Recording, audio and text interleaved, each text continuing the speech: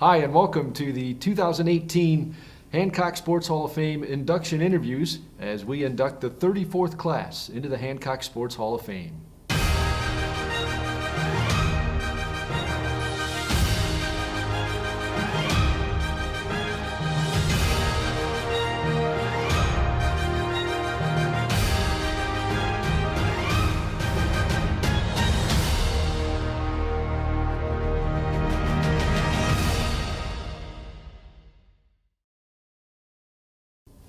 And I'm talking now with Jim Rucki, the 19-year head coach of the Findlay Trojan basketball team. Jim, though not just a good basketball coach in his day, over 400 basketball wins, over 300 baseball wins in his high school coaching career, a very rare feat among high school coaches. And Jim, first of all, congratulations on your induction into the Hancock Sports Hall of Fame. Thanks a lot, Chris. I know we've done a few of these interviews over the years, so you have to bear with me once again. But, well, Jim, first, tell us what life was like growing up in Amsterdam, Ohio, and where exactly that is, since most people probably aren't aware of where that is. Well, it's in the Ohio Valley in eastern Ohio, between Steubenville and Canton, in Jefferson County, and you know, it was just a great small town. I always tell people I had a perfect childhood, just roaming the hills and the creeks and just playing. And well, Jim, I know you told a great story also about how your dad lived through the Depression and then World War II, so he knew what hard work was all about, and he obviously instilled that in you because you've been a hard-working coach all these years. So talk a little bit about life growing up in the Rucki family. Well, you know, as I said, I think I had a great childhood. I owe that to my parents and my brothers and sisters, and you know, we had a good, solid family, and even my mom and dad worked hard, and you know, we did what they told us to do, and but as a kid, you know, it just didn't seem like you had a care in the world. I just went out and played with my friends, and sports was a huge part of that because of my dad and my older brother Rob, and just grew up wanting to be involved in sports, and I wanted to coach from a young age. Well, Jim, how did you end up at Muskegon College then, playing baseball? Well, my American Legion baseball coach, Bob Mazeroski, who's Bill Mazeroski from Pittsburgh Pirate fame, it's his cousin. And his son, who was always with our Legion team, worked at Muskingum, and you know, they tried to get me to go to Muskingum, and I originally went to Marietta for one semester and didn't like it, and transferred to Muskingum because young Maz was there, and you know, and a lot of my friends, a couple of my ended up being my roommate and my best man in my wedding was going to Muskingum and knew him from playing Legion baseball.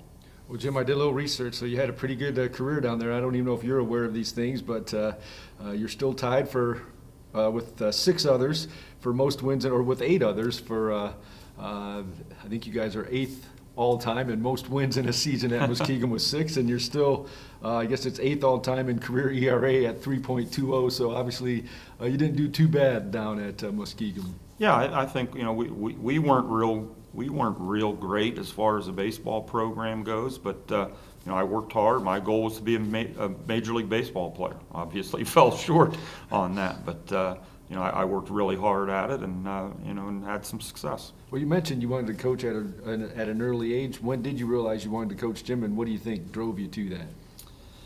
I don't know. You know, from the time I was little, I was always one that organized the kids, you know, and we're going to do this and play this, and we're going to, you know, playing football, and okay, we're going to run this play, you know, 3-on-3 and stuff like that. So since I was a little kid, I wanted to coach, and as I got into high school and I had a lot of success in baseball, I wanted to, as I said, I wanted to become a pro baseball player and then coach basketball. I don't know what it was that you know, after I wanted to come back and teach history and coach basketball. I think just the excitement of going to high school tournament games. I went to a lot of games, my friends and I, and you know, I probably had a little more success as a baseball player, but the basketball coaching interested me. Well, Jim, over 400 basketball wins, over 300 baseball wins. Are there some games in your career that stick out in your mind? Boy, there's about 1,000 games there. It's hard, but yeah, I think most coaches would tell you that you remember the losses a lot more than the wins. We lost 2 state championship games at Rocky River, one in the bottom of the 7th with 2 outs, and one in the 9th inning and extra innings in the bottom of the 9th. And it's hard to forget those kind of games, but I think beating Toledo St. John's in the regionals in basketball in 2017 was big.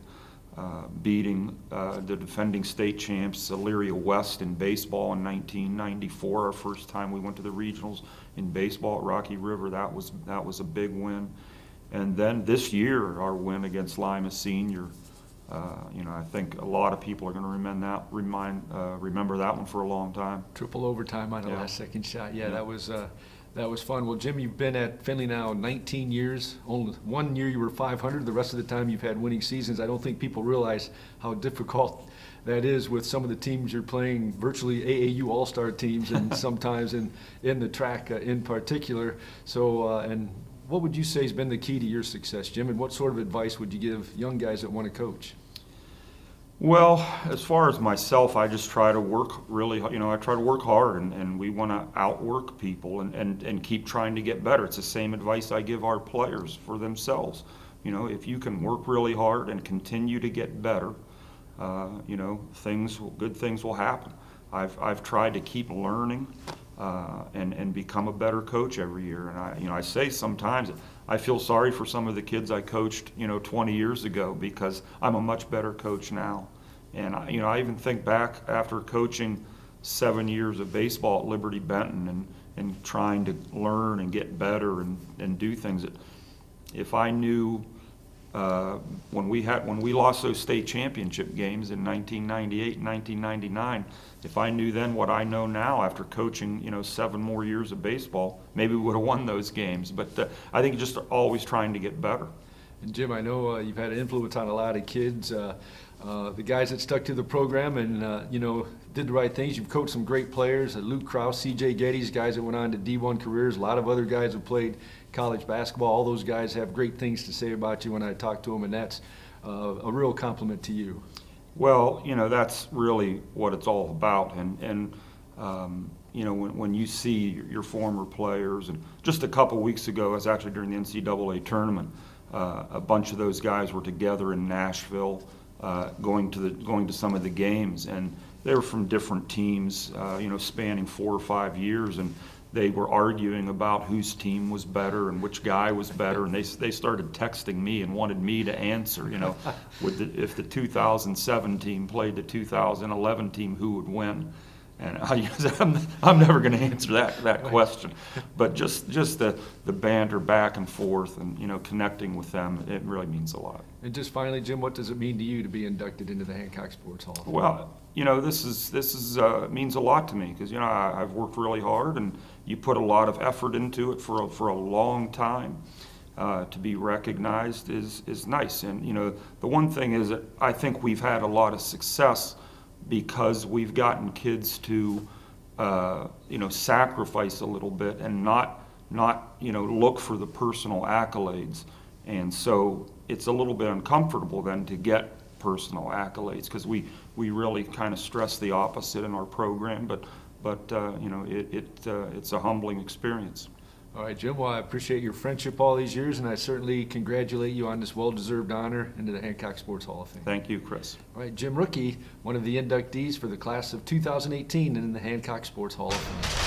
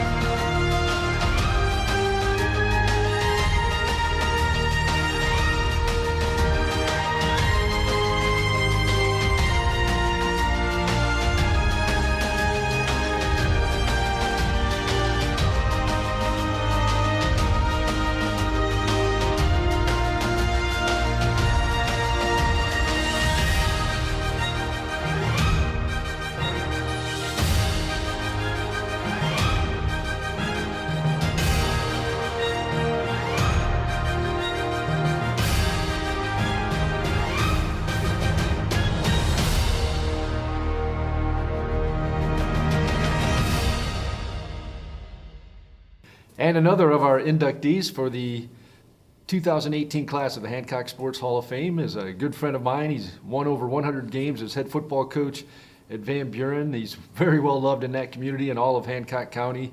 And he was Coach of the Year back, 1988 during his career. So he truly has had a great career, and he's very deserving of this honor, and that's Don Masters. Well, Don, my first question is, how the heck did a Jersey boy like you end up in Findlay, Ohio, at Van Buren, Ohio? You know, that is an interesting story. I went to Findlay College, and then I met my wife while I was there, and we moved back to New Jersey, and I spent 8 years teaching and coaching there. But she was homesick, and she wanted to get out here, and a good friend of mine, Steve Mays, gave me the hint that there was a position available at Van Buren. So we applied, and somehow they took a chance on some guy, hoping they didn't know what the condition of the program was, and so I took it, and the rest is history. How did you end up at Findlay College from New Jersey? That's a good question too. I had started at the University of Delaware, but realized that a little bit too big for me, and maybe not ready for that size school. And my uncle lived in Columbus, so he threw us a bunch of small schools. And as we know, New Jersey did not have as many schools that I needed. So Ohio has a whole bunch of small schools that can accommodate a lot of people, and so I just kind of pulled Findlay, not out of a hat, but I looked over the information on the schools, and Findlay was the one we chose. Well, Don, we've had a lot of conversations about your growing up when your dad was a football coach. I know you have a ton of respect for him, so tell us what kind of influence your dad had on you. You know, it wasn't as much the X's and O's as it was the way he approached the game and the way he approached the kids. But also, it was the recruiters, the college recruiters that came to the area to look for kids. And the one thing that it stood out to me that was really admirable was that they came to him because they knew he would give them the true story on who the area kids were. And one of those guys was Joe Paterno, and he became really good friends with Joe as a result of that, prior to Joe becoming a head coach. And so how to work with the kids, it has nothing to do with X's and O's. Working with the kids, and then working with people that came to the area to look at your kids. When did you know you wanted to coach, or is that something you always wanted to be a coach? Pretty much all I wanted to do, and my mom and dad actually tried to steer us away from it because they knew you weren't going to become a millionaire money-wise, but you do become a millionaire in other ways. And so I'm really glad that I chose that. You know, again, you're not going to become living in $1 million house, but that's not the point. You've got enough of $1 million things around you. And then you went into radio, so that's another great decision financially. Well, I'll tell you what, you know, to me, the radio thing is giving back. That's exactly how I look at it, because you hope that you have enough knowledge of the game that you give the people that are listening a chance to really understand what's going on, but you also give a chance, you get a chance to give publicity to the kids. And that's why we're in it anyway. And so hopefully that happens when we're talking, I guess. And we don't know that. We just do it, and hopefully the feedback is positive. Well, Don, in your career, 116 wins, I think, at Van Buren, 2 undefeated seasons, 3 BBC championships, 1988 Coach of the Year, and I bet you wish they had the playoff system now that they had back then, because you could have played in the postseason a few times, some teams that really deserved it. What's your fondest memories? There's some moments that stand out in your mind from your Van Buren career that you'd share with us. Taking the Van Buren football program and watching the kids after we won a couple of those games where it meant something, and seeing the reaction. You know, talking to Rob Obenauer, who played on that first team, he gave me a little history prior to me getting here, and not really caring about the history, but once you see the kids enjoy success and you see the joy that they have, that's the number one thing. And again, also the number of coaches that we worked with over the years, they've become great friends. And you know, when a player, like this afternoon, a player called and wished congratulations, and you know, he didn't have to do that. But then those are the little warm fuzzies you get later that tell you that maybe you were doing something right. And Don, another thing I wanted to ask you about, it tells you what kind of person you are, but I know people have talked about a program you started as a phys ed teacher for 100 years at Van Buren, but a program that 100? allowed, something like that, that allowed handicapped kids to participate in a regular phys ed class. I'll tell you, I get emotional about that. It happened by chance. The old gym was taken up by the weight room, and Van Buren houses the county disabilities unit, and Jana Amstutz, the teacher of that unit, came down to the gym and said, I don't know, what do I do? And I said, well, just bring him down here. And so it was kind of that. And so from there, we started working with this, figuring out how to approach it. And over the years, she was asked to go down to Columbus and speak at a convention, and so she asked me to go along, and we threw it out there, and then we started getting all kinds of responses from people that thought it was a good thing, and that probably is one of the top 2 or 3 things in the career that I feel really good about.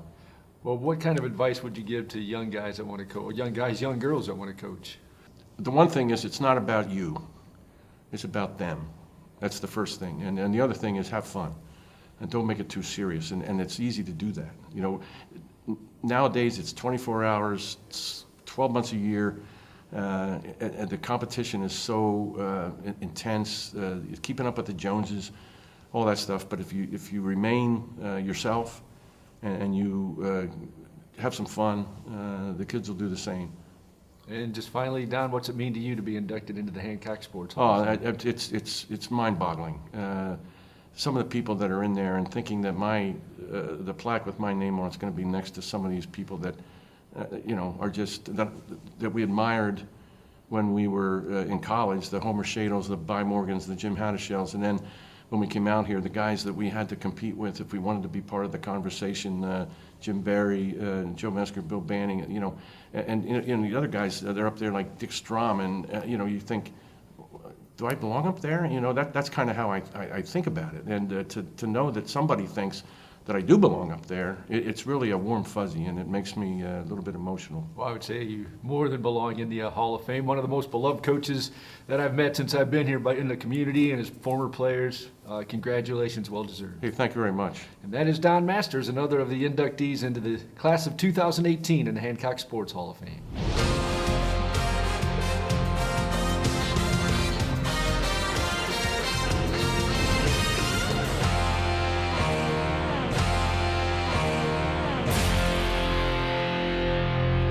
And continuing with our interviews with the 2018 class of the Hancock Sports Hall of Fame, our next inductee is still holds many records still at Liberty Benton High School for both basketball and volleyball.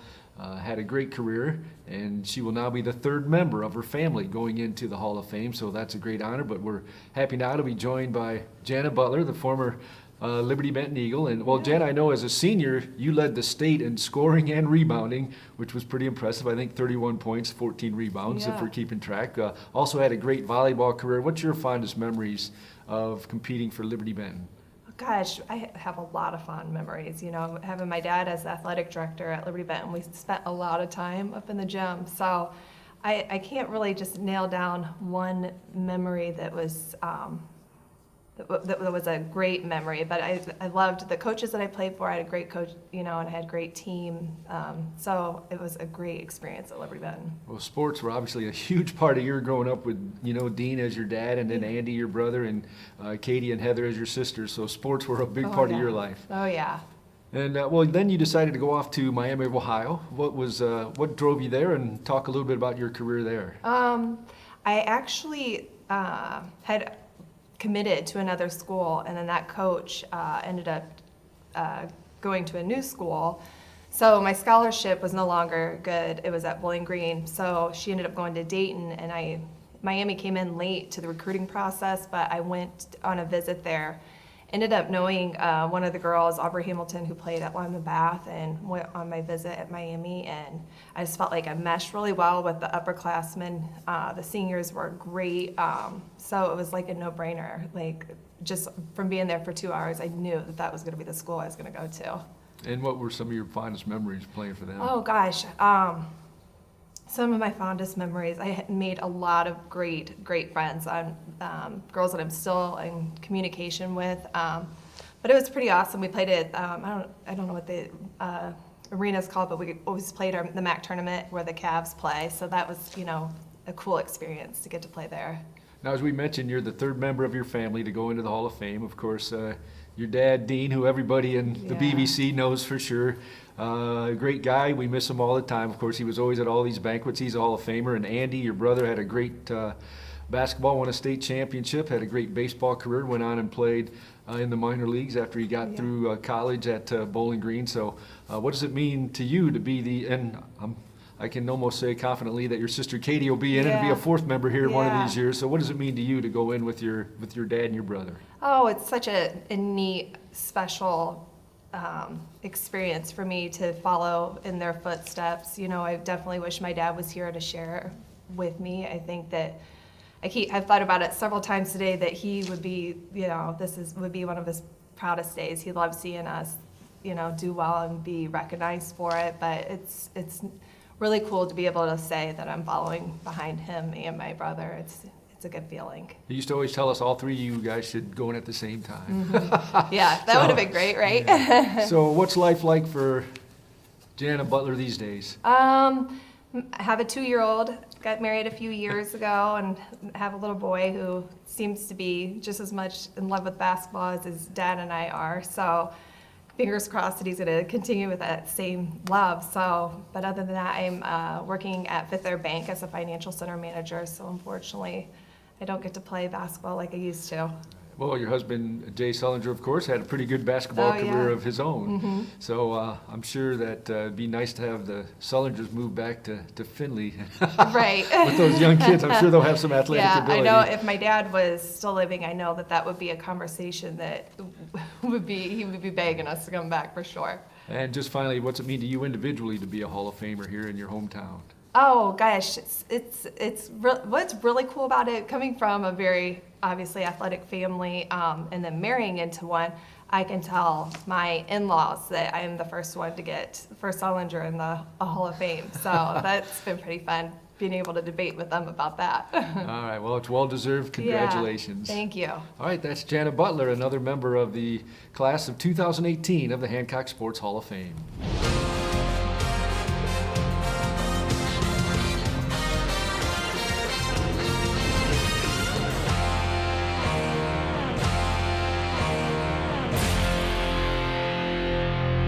And continuing our talks with the inductees into the class of 2018 for the Hancock Sports Hall of Fame, now probably the most decorated wrestler in roughneck wrestling history at the University of Findlay, a 3-time national champion, also won a state championship. It's great now to be joined by Brian Bubba Taylor. And Brian, congratulations on your induction into the Hall of Fame. Well, thank you very much, Chris. All right, well, you grew up in Clyde, Ohio, won a state championship. So why don't we start there? How'd you get into wrestling as a little guy back in good old Clyde? I grew up in a pretty large household. I had 7 brothers and sisters, so we're involved in baseball, football, track, basketball, everything. And my second oldest brother started wrestling in high school, so then we wanted to start wrestling too. His younger brothers, we wanted to start wrestling, so my dad and a couple other dads started a little bitty program at Clyde St. Mary's. They didn't have wrestling, so they started that bitty program in 4th grade, and moving on up through all the ages. I mean, I just like the individual sports. I was going to ask what is it about wrestling you love so much? I love the individuality. It was in your own hands. You didn't have to rely on 6 or 4 or 10 other guys. Right, that's what most wrestlers will tell you that. So talk about winning that state championship. What do you remember? I remember getting taken down twice in the first period right away, and I hadn't given up a takedown all year, and I was like, oh, I got a lot of work to do now. And I came back and got him in the last 30 seconds. And then you went to Ohio State for a year. How did you end up then at the University of Findlay? Well, Ohio State it was too big for me. I mean, I have a very hard time multitasking and taking So it didn't work out for me, and we moved back home, and I had a couple friends here at Findlay, and Coach Jeff Iyer and Moran really got me to take an interest in here, and I'm glad they did. And worked out. Of course, now then you went on and won 3 national championships. That's pretty impressive. What do you remember about each of those? They were all, I mean, my first one was probably my toughest because I had John Mellon, who was the defending national champ in the finals, and he was he's from Britain actually, so he had a lot of freestyle wrestling. So, and if I wasn't wrestling with Moran every day in the room, because Moran was a big freestyle wrestler, I think that really helped me. And then my second year I had an overtime match in the semifinals that I squeaked out, and that was I barely won that one to get it into the finals. In the finals, I had an easier match. And then my senior year, in the finals, I had a guy that I wrestled my sophomore year in the semifinals that I had, my sophomore year, I wrestled him in the semifinals, and I had to pull a broomstick, a 5-point move out of him at the end of the match because I had sprained my knee the night before in the quarterfinals, so I could hardly bend my knee, and so I had to pull a move out to 5-point him at the end of the match to win that match to get into the finals my first year. Well, we had never wrestled each other again until our senior year. I wrestled him in the finals, and I handled him pretty good. Of course, you mentioned Moran a lot. Moran Kartsalava from Russia, I believe, and obviously he was a big help, but a big influence on your career. Yes, he was, from Kazakhstan. Okay. Yeah. Now, what drove you to coaching? Well, I went out in the real world for a year after I was done, and with my hazmat degree, and I just living on the road, making not that much money. I'm like, I like living out of a hotel, and my son was going to be born also, and so I'm like, didn't want to raise a family like that, so I asked Coach Nelson if I could come back and be a grad assistant and get a teaching degree. But I mean, I missed wrestling too, being out, first year out after wrestling for how many years in a row. It was tough. What advice would you give to kids wrestling or the kids that want to coach?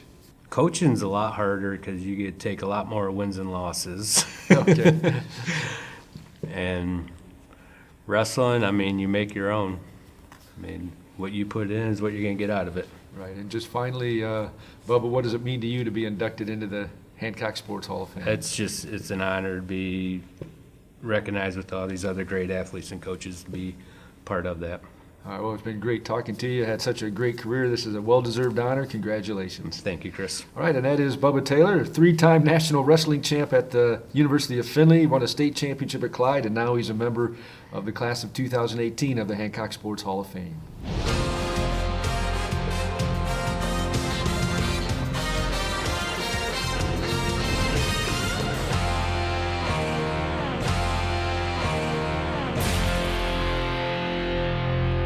And our next inductee into the Hancock Sports Hall of Fame for 2018 is a guy the city of Findlay is very proud of.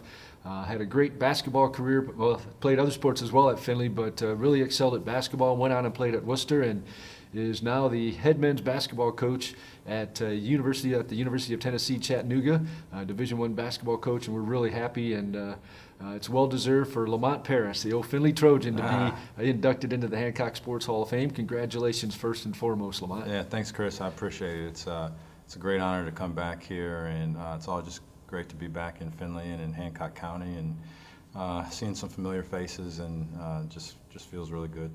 Well, my first year at Findlay doing broadcasting for the Trojans was 91-92, which may have been the best basketball team they've had since then. They've had some good teams, but that was such a good team. I think on that year you guys went 18-5, and boy, the stands were just full every day. It was just amazing. What an experience. Talk about your senior year with the Trojans.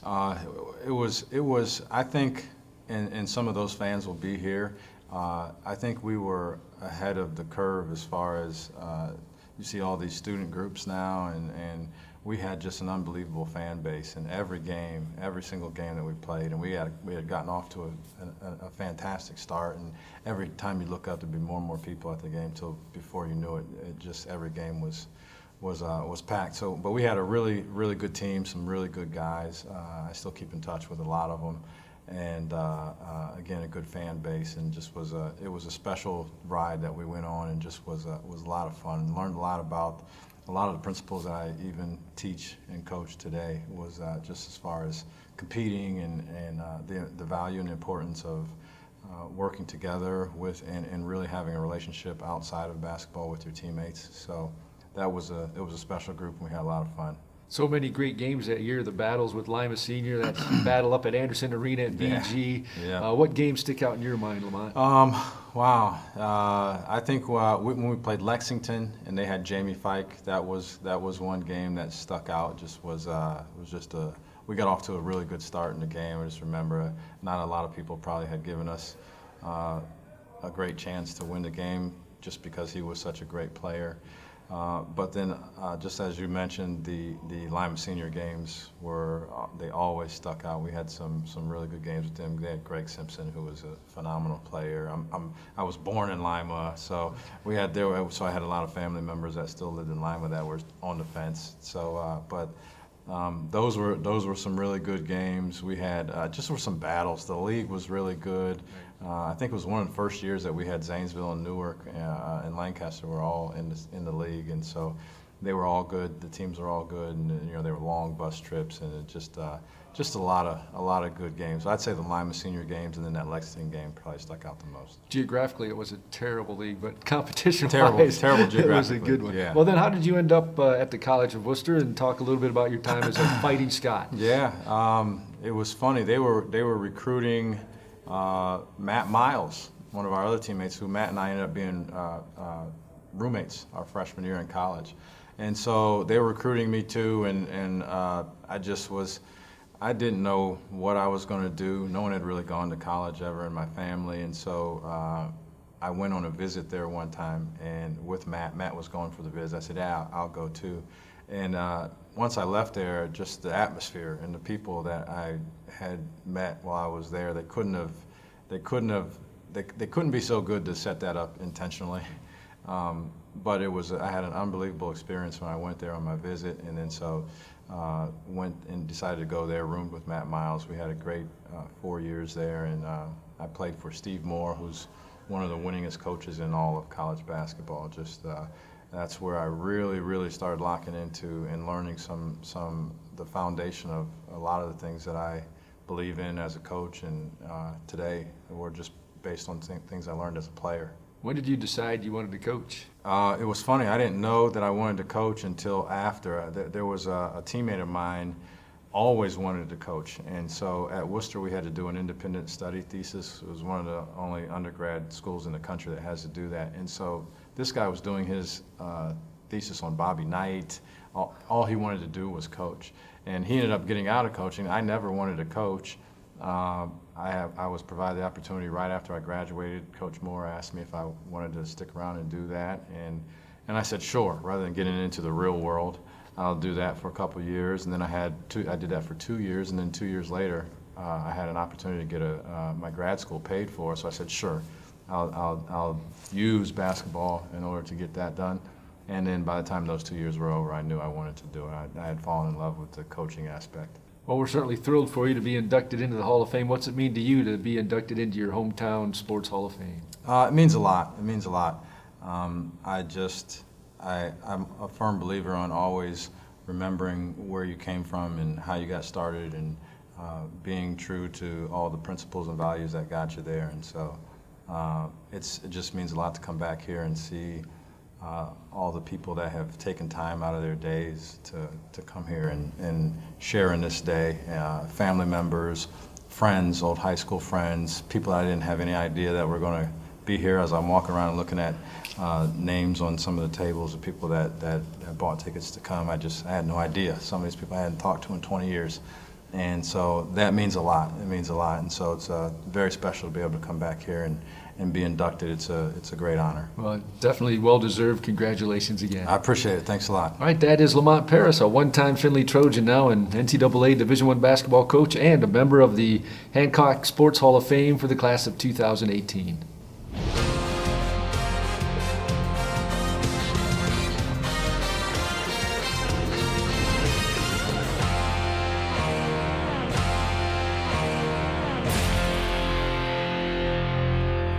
And our next inductee for the 2018 class of the Hancock Sports Hall of Fame, one-time Findlay Oiler, a one-time North Baltimore Tiger, but better known for his work as an NCAA basketball official. And we're thrilled now to be joined by Terry Wymer. Terry, congratulations. Thanks, Chris. It's great to see you. Great to be here tonight. Quite an honor. Well, first I want to talk about life growing up in North Baltimore and how you ended up as a Findlay Oiler. North Baltimore, you just look for opportunities. Sometimes they get a bad rap, I believe, as a small village. Like a lot of small villages, you're judged from outside. I just wanted to make a difference. I wanted to be an athlete. My aspiration, like every young person, wanted to be a pro athlete, but my skills are pretty limited, you know. But I did have the opportunity to go to University of Findlay, or Findlay College at that time, and play baseball. Played football for 1 year. I was on the team in '79, won a national championship. Played 8 games, specialties, and then I got hurt. And then, but after I won a national championship, I thought, what more can we do? So I just concentrated on my grades that needed to. I knew my sports wasn't going to take me very far, quite honestly. Well, let's talk a little about you played on that team. So what are some of your memories of that? And then you had a really good baseball career, if I'm not mistaken. Yeah. You still hold the record for fielding percentage as a first baseman. Can't be broke, 100%. There you go. With air free. So, but Larry Alder here, I got to know him back in those days. And Larry was our statistician for football and baseball and became a very good friend of mine. And it's great to see him part of this committee here. The football, I was on specialty teams. I was average at best, but I would say I was a good teammate because I have 8 teammates here tonight. And it'd be great to see those fellas reminiscing. Matter of fact, I think there's probably 3 or 2 All-Americans. And I was just a long snapper, and nothing major. And then every time somebody asked Coach Strom what I did, he says, every picture I see, he's standing beside me, so I'm not sure what he did. And but that was during the playoffs, and I didn't get a chance to play in the playoffs. But baseball was really my game, exciting. Wasn't too bad, and a lot of friends there too. Well, Terry, when did you decide you wanted to get into officiating? Well, and why? Yeah, well, it's funny thing is my father and mother always said, if you think you can do better at something, don't complain about it. Either go out and make a change, do it better, or just be quiet about it. But don't complain about people. And I kind of stuck at my back pocket. Well, I graduated from Findlay College in '82. And I had a job lined up, but it was going to be about 4 or 5 months down the road. And I had some free time. And a gentleman, Don Burgess, was the athletic director at Macomb, if you remember that. Yeah.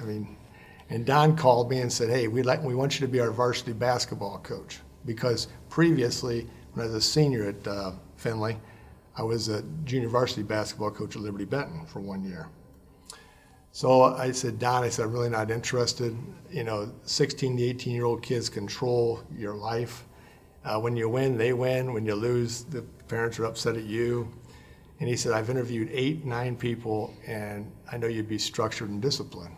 And I'd really like it. I said, well, let me talk to my wife, Teresa. At that time, she was working at Bowling State University. And she says, you got 4 or 5 months. Why don't you give it a try and see if you like it? And if you like it, we'll go back and get your education and, block and teach. So I told Don I would do that. Well, lo and behold, 2 weeks after I told Don I would, he became the athletic director at Findlay High School.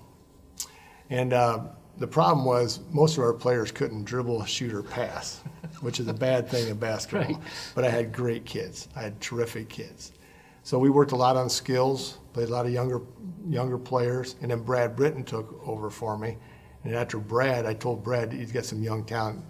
And 2 years later, because we practiced skills a lot, he became the head coach and took him to regionals. I don't know if you recall that. Mm-hmm. But during the game, I always thought I wanted to stay involved. I'm a diabetic. I worked the Final Four this year. I'm the only insulin pumper, I got a pump, that has ever worked the Final Four. And And so it's one of those things. Don't complain about officiating. If you think you can do better, try it. And I did that. I went to, I was on temporary for 2 years, took the test, got in. Matter of fact, funny story, Chris, is I really didn't know what I was doing.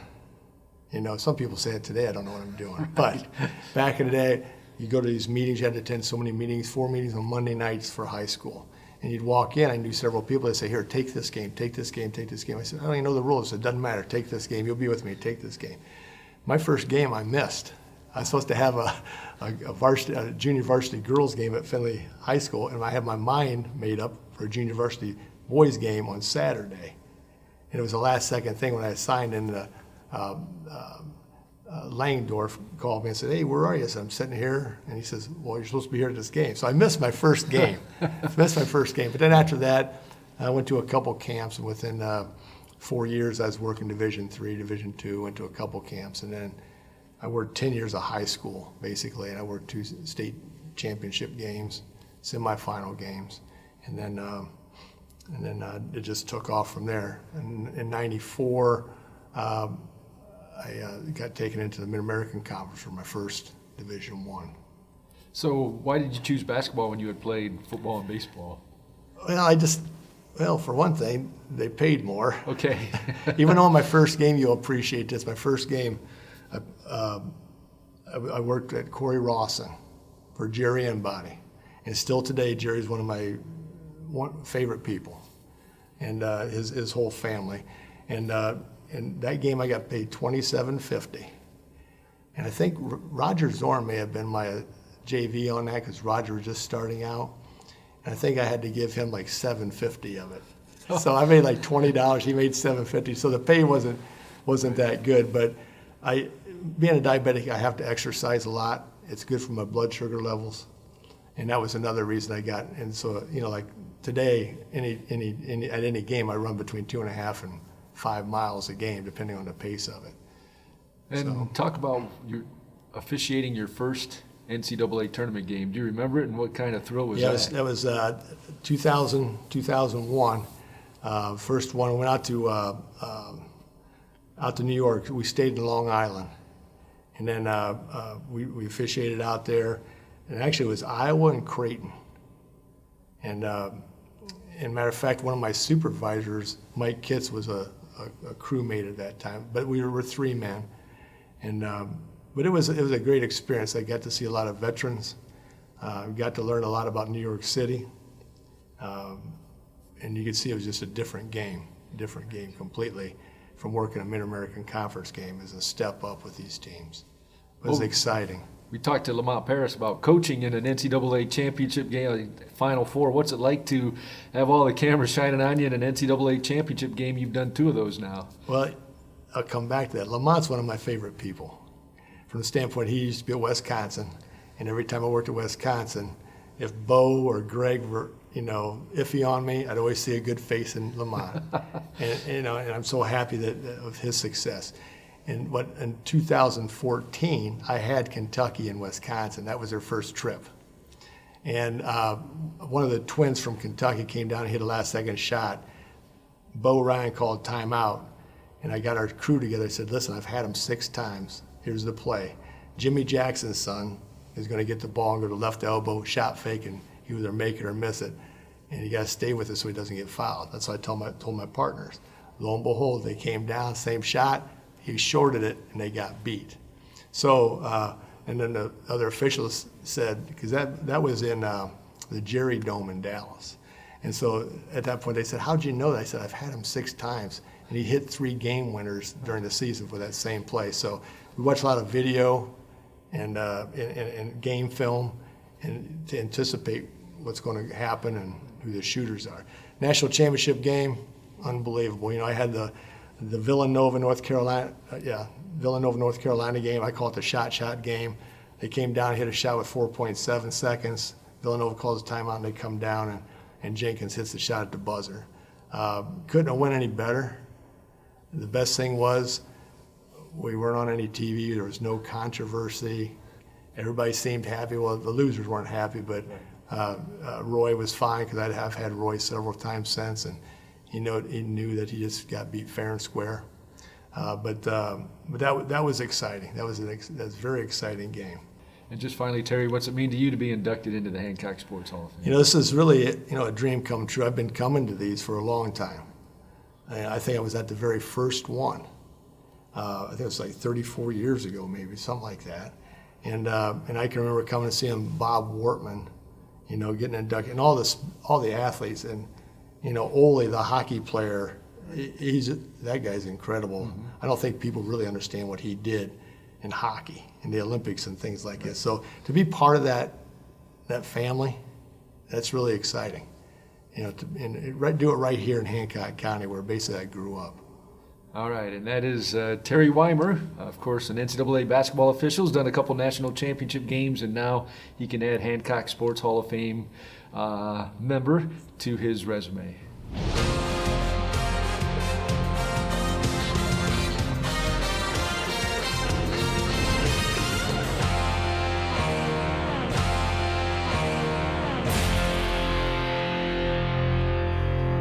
Well, in 1995, the University of Findlay won a national wrestling championship, and now we're joined by the man who led them to that championship, the head coach that year, John Jeffire. John, congrats on your team being inducted to the Hancock Sports Hall of Fame. Thanks, Chris. It's a great honor. Well, let's go back to 95 when that season began, John. Did you have any idea when the season began that this team, I know you were always up high in the rankings and so forth, but did you have any idea that team had a shot to bring home the gold?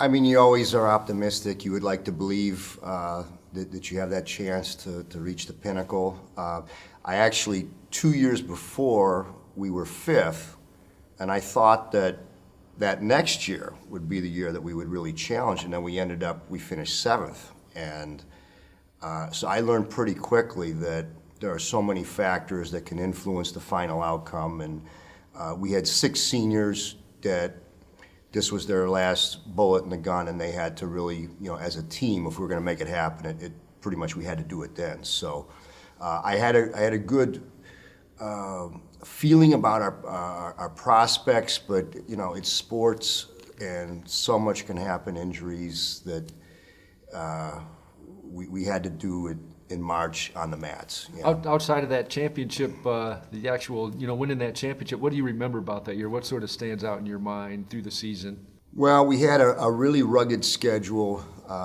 We only lost one bout that year. That was to Ohio State, and we put in a good fight against them.